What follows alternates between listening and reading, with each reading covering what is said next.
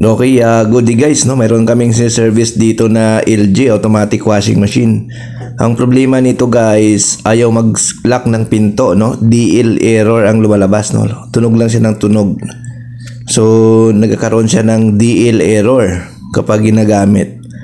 Ayan. So, ang gagawin namin guys, baklasin natin to yung pinaka-top cover niya. Papalitan natin yung pinaka-door lock niya. Kasi nga, DL error guys, ang problema niyan yung door lock, no? Nitong LG automatic washing machine. So, ang pagtanggal naman nitong top cover guys, itong sa harapan na to, mayroong screw kasi yan dito. Yan. Dalawa yan dito sa harap. Then, sa likod mayroon naman dalawa rin para maangat natin yung pinaka top cover, no? So nandito pala tayo ngayon guys sa Pook, Santa Rosa, Laguna. Dito tayo nag-service ngayon. Ayan.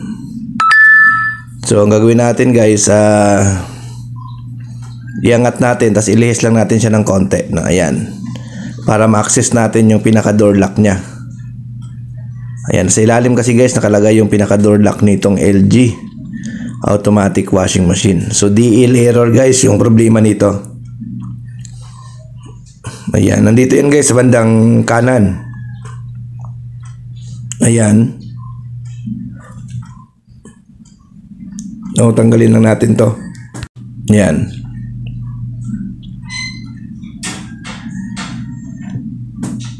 So nandito yan guys. Dito sa ilalim yan nakalagay yan.